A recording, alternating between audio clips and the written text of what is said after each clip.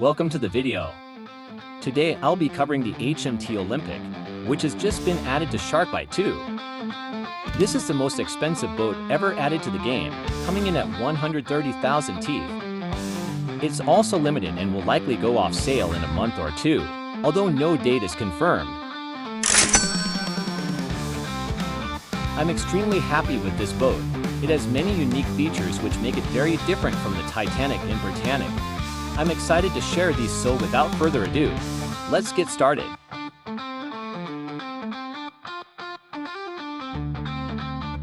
The Olympic has identical stats to the Titanic, and nearly identical stats to the Britannic, being just 5 SPS slower.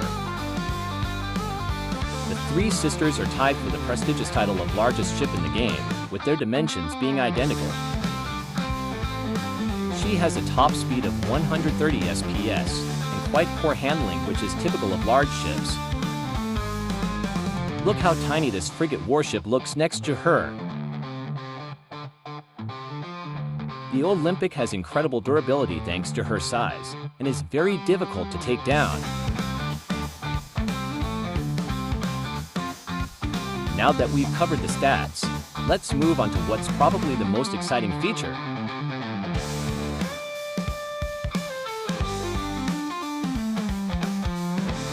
The Olympic has 4 large turrets mounted, an absolutely incredible feature. Each turret does 26 damage, giving it a total of 100 ampere damage per salvo fired. 2 of the turrets are mounted on the bow, with one to port and the other to starboard. The other 2 are mounted similarly in the stern. They're not easy to use. The ship is so large that it's hard to aim at the shark. The bullets can't clip through the hull either, meaning only 1 or 2 cannons will be able to hit the shark at once. They don't make the boat super OP, but they're definitely useful sometimes, and extremely fun to play around with. They add a lot to the design and make Olympic very fun to use, and unique to her sisters.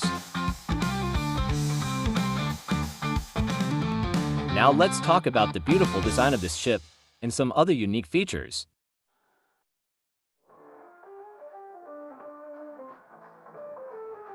The most obvious thing to start with is the very unusual paint, or livery, that the Olympic has.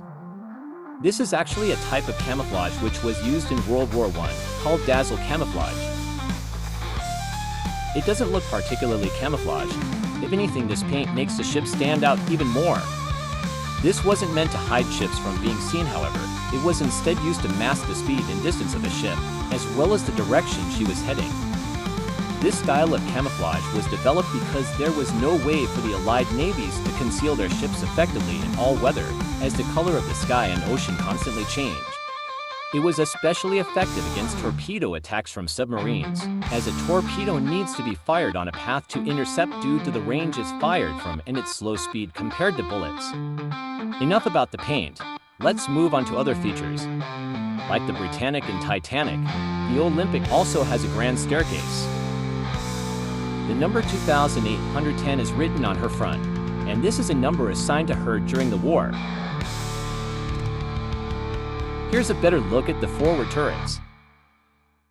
Unlike the forward turrets, the rear turrets have seats, allowing passengers to take control. One of the coolest aesthetic changes on the Olympic is the fact that it has an extra floor you can walk on, accessed here. There's nothing on this floor.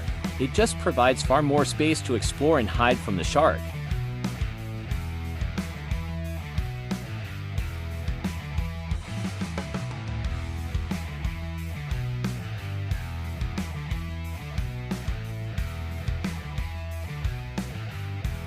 As you can see here, the Britannic doesn't have this extra floor, and neither does the Titanic.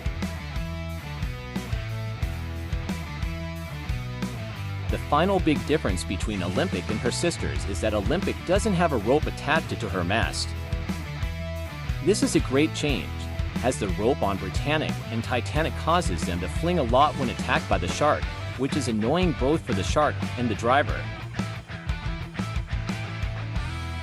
That covers the main features of Olympic.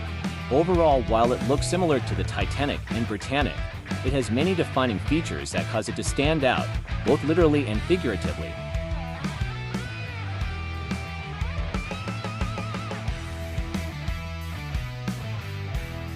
This is a beautifully made ship, with awesome features that make it one of the most fun ships to use in the game.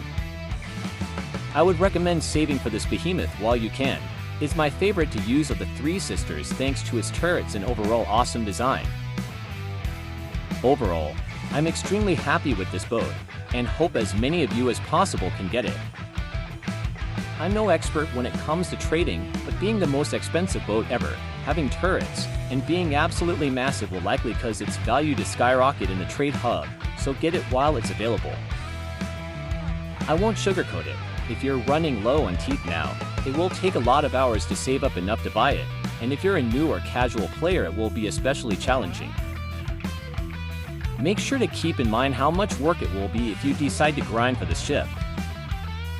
That being said, if you commit to it then you'll almost certainly get to 130k before it goes off sale. We unfortunately don't know when it will leave the shop, but it probably won't be until late January, or at some point in February. I've been very interested in the real-life version of this ship over the past few months. If you'd like to learn more about it then I've left some links in the description.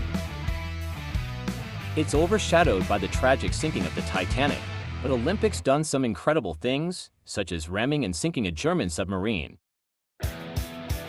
It's very cool to learn about, so check them out if you're a bit of a nerd like me. To conclude, this is a beautiful and fun ship, with a fascinating real story behind it. I'm overjoyed that we finally have all 3 Olympic-class liners in the game. The trio is at last united. Let me know what you think about this update in the comments. I'm interested to see your opinions. I hope you enjoyed the video. I had a lot of fun making it. That's it for this time, and Merry Christmas!